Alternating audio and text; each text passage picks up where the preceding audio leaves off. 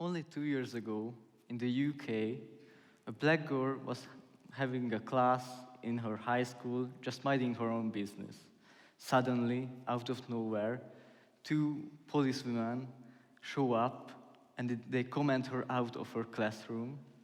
They took her to a separate room and they humiliate and strip search her. They thought that she possessed marijuana. Of course, she did not carry any illegal substances. Unfortunately, this is a very common social phenomenon called racial profiling. But what is racial profiling?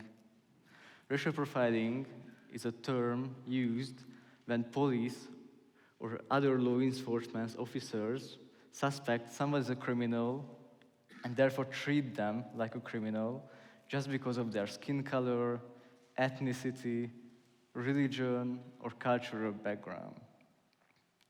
For example, a very common example is when a Muslim man gets pulled out of line at the airport. However, there are also very brutal cases of racial profiling. For instance, the tragic manslaughter of George Floyd is also an example. Racial profiling also affects Hungary. Here, Roma people are often victims of racial profiling. In 2014, a Roma man was physically assaulted and humiliated by the police. You may have read it on the news that she got compensated by the Hungarian state only now after multiple trials at the European Court. So now that we know what this is, we have to stop it. But how do we stop it? We have to research and examine the historical background of it. Racial profiling has a really deep cultural and historical background. Throughout history, minorities were kept, they were enforced into the lowest class of society. In the USA, black people were enslaved, as we know, and in Europe and in Hungary, Roma people were forced to poverty. People started to connect poverty and low classes with crime, and therefore, after a while, they started connecting minorities with crime. That is why police officers also connect minorities with crime often. To prove this statement, it's a really interesting fact that in the USA, in the states that were more slavery dependent, there were more cases of police brutalities even now. So now that we know this, how this affects minorities? Well, first of all, it affects them on a personal level. And I would like to kindly ask the audience to take a look at the quotes. We can read from the quotes that families are devastated and many people live in fear. Mothers are no longer feel safe to let their children walk alone, even in daytime.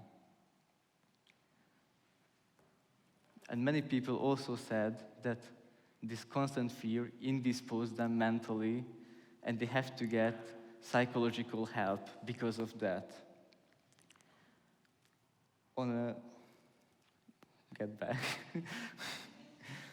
a social level, we can also see a really enormous impact.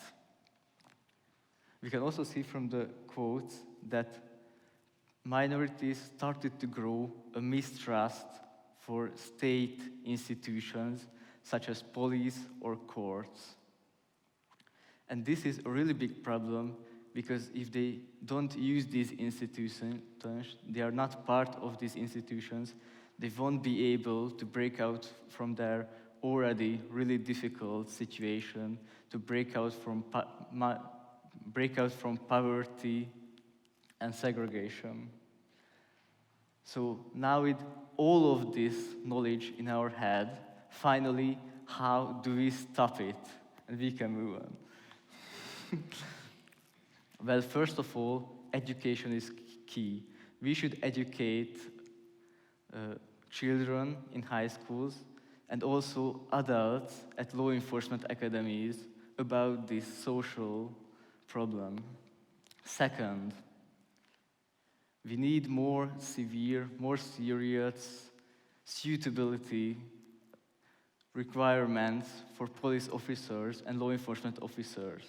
This is a really challenging job, actually, where police officers have to make quick-witted decisions, and they need to mentally be able to do that job.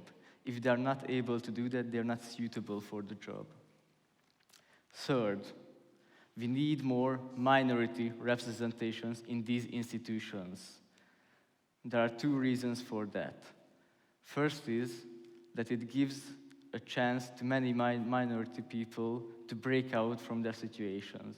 Second, it sets an example for the other members of the minority that these institutions may be trustworthy. And last, and most importantly, I would say, we have to fight racial profiling as a society as a whole. Everybody has a role in it, I would say. We have to be open-minded and openly fight racial bias. Of course, this problem won't be solved in a day, but I think everybody has a role in it, regardless of skin color. Thank you very much.